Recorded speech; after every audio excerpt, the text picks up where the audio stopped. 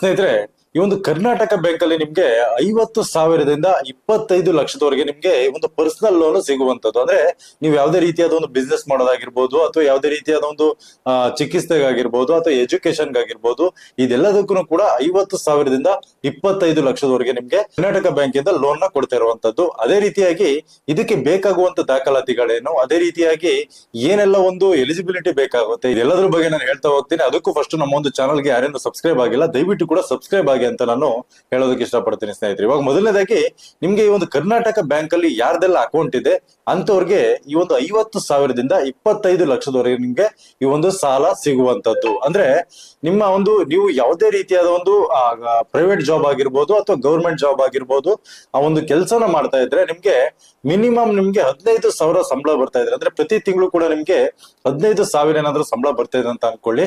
ನೀವು 50,000ದಿಂದ 25 ಲಕ್ಷದವರೆಗೂ ಕೂಡ ಈ ಒಂದು ಸಾಲಕ್ಕೆ ಎಲಿಜಿಬಲ್ ಆಗುವಂತದ್ದು. ಅದೇ ರೀತಿಯಾಗಿ ನಿಮ್ಮೊಂದು ಸಿಬಿಲ್ ಸ್ಕೋರು 700+ ಇರ್ಬೇಕಾಗುತ್ತೆ.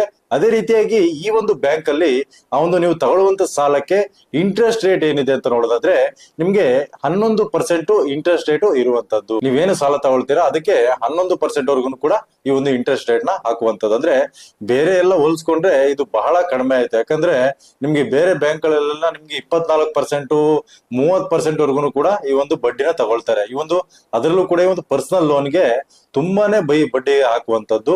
ಆದ್ರೆ ಈ ಒಂದು ಕರ್ನಾಟಕ ಬ್ಯಾಂಕ್ ಅಲ್ಲಿ ನಿಮ್ಗೆ ಇರುವಂತ ಒಂದು ಯೋಜನೆಯಲ್ಲಿ ನಿಮ್ಗೆ 11% ವರ್ಗು ಕೂಡ ಈ ಒಂದು ಬಡ್ಡಿ ಕೊಡುವಂತದ್ದು, ಬಡ್ಡಿ ಇರುವಂತದ್ದು.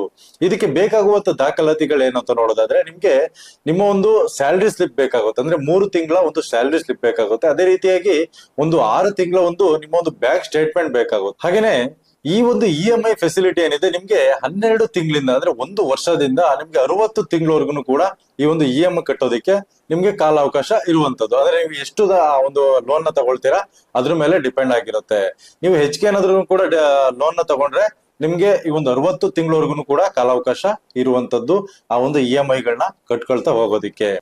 ಹಾಗೇನೆ ಇದಕ್ಕೆ ಅಪ್ಲೈ ಮಾಡೋದಕ್ಕೆ ನಿಮ್ಗೆ ಯಾವ್ದೆಲ್ಲ ಒಂದು ದಾಖಲಾತಿಗಳು ಬೇಕಾಗುತ್ತೆ, ಅಂದ್ರೆ ಏನೆಲ್ಲ ಒಂದು ಡಾಕ್ಯುಮೆಂಟ್ಸ್ ಗಳು ಬೇಕಾಗುತ್ತೆ ಅಂತ ನೋಡೋದಾದ್ರೆ ನಿಮ್ಮ ಒಂದು ಆಧಾರ್ ಕಾರ್ಡ್ ಇರ್ಬೇಕಾಗುತ್ತೆ. ಅದೇ ರೀತಿಯಾಗಿ ಒಂದು ಪ್ಯಾನ್ ಕಾರ್ಡ್ ಇರ್ಬೇಕಾಗುತ್ತೆ. ಹಾಗೇನೆ ಇತ್ತೀಚಿನ ಒಂದು 3 ತಿಂಗಳ ಒಂದು ಸ್ಯಾಲರಿ ಸ್ಲಿಪ್ ಇರ್ಬೇಕಾಗುತ್ತೆ. ಹಾಗೇನೆ ಈ ಒಂದು ಬ್ಯಾಂಕ್ ಸ್ಟೇಟ್ಮೆಂಟ್ ಅಂದ್ರೆ 6 ತಿಂಗಳ ಒಂದು ಬ್ಯಾಂಕ್ ಸ್ಟೇಟ್ಮೆಂಟ್ ಕೂಡ ಬೇಕಾಗುವಂತದ್ದು. ಹಾಗೇನೆ ಈ ಒಂದು ಉದ್ಯೋಗದ ಒಂದು ಗುರುತಿನ ಚೀಟಿ ಅಂದ್ರೆ ಈ ಒಂದು ಅಪಾಯಿಂಟ್ಮೆಂಟ್ ಲೆಟರ್ ಏನಿರುತ್ತೆ ಅದು ಕೂಡ ಬೇಕಾಗುವಂತದ್ದು. ಹಾಗೇನೆ ನಿಮ್ಮ ಒಂದು ಪಾಸ್ಪೋರ್ಟ್ ಸೈಜ್ ನ ಫೋಟೋಗಳು ಕೂಡ ಬೇಕಾಗುವಂತದ್ದು. ಹಾಗೇನೆ ನಿಮ್ಮ ಹತ್ರ ಏನಾದ್ರು ಕೂಡ IT ರಿಟರ್ನ್ಸ್ ಇದ್ರೆ ಅದು ಕೂಡ ಬೇಕಾಗುವಂತದ್ದು. ಇಷ್ಟು ದಾಖಲಾತಿಗಳಿದ್ರೆ ನಿಮ್ಗೆ ಒಂದು ಕರ್ನಾಟಕ ಬ್ಯಾಂಕ್ ಅಲ್ಲಿ ನಿಮ್ಗೆ 50,000ದಿಂದ 25 ಲಕ್ಷದವರೆಗೆ ನಿಮ್ಗೆ ಒಂದು ಲೋನ್ ಸಿಗುವಂತದ್ದು. ಹಾಗಿದ್ರೆ ಇದಕ್ಕೆ ಎಲ್ಲಿ ಅರ್ಜಿ ಹಾಕ್ಬೇಕಾಗುತ್ತೆ ಅಂತ ನೋಡೋದಾದ್ರೆ ನಿಮ್ಗೆ ಈ ಒಂದು ಕರ್ನಾಟಕ ಬ್ಯಾಂಕ್ ನ ಒಂದು ಅಫಿಷಿಯಲ್ ವೆಬ್ಸೈಟ್ ಏನಿದೆ ಅದರಲ್ಲಿ ಹೋಗಿ ನೀವು ಲಾಗಿನ್ ಆಗ್ಬೇಕಾಗುತ್ತೆ. ಅಂದ್ರೆ ನಿಮ್ಮ ಒಂದು ಮೊಬೈಲ್ ನಂಬರ್ ಹಾಕಿ ನಿಮ್ಮೊಂದು ಹೆಸರನ್ನ ಹಾಕಿ ಲಾಗಿನ್ ಆಗ್ಬೇಕಾಗುತ್ತೆ. ನಂತರದಲ್ಲಿ ಅಲ್ಲಿ KYC ಕೂಡ ಮಾಡ್ಬೇಕಾಗುತ್ತೆ.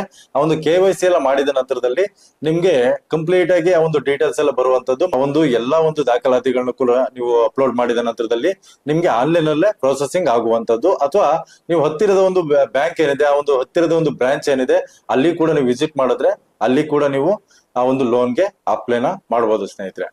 ಓಕೆ ಸ್ನೇಹಿತರೆ, ಈ ಒಂದು ವಿಡಿಯೋ ಏನಾದ್ರೂ ಇಷ್ಟ ಆಗಿದ್ರೆ ದಯವಿಟ್ಟು ಕೂಡ ಲೈಕ್ ಮಾಡಿ, ಹಾಗೆ ನಮ್ಮ ಒಂದು ಚಾನಲ್ಗೆ ಸಬ್ಸ್ಕ್ರೈಬ್ ಮಾಡಿ ಅಂತ ಹೇಳ್ತಾ ಈ ಒಂದು ವಿಡಿಯೋನಲ್ಲಿ ಮುಗಿಸ್ತಾ ಇದ್ದೀನಿ. ಮುಂದಿನ ವಿಡಿಯೋದಲ್ಲಿ ಮತ್ತೆ ಸಿಗ್ತೀನಿ. ಧನ್ಯವಾದ ಸ್ನೇಹಿತರೆ.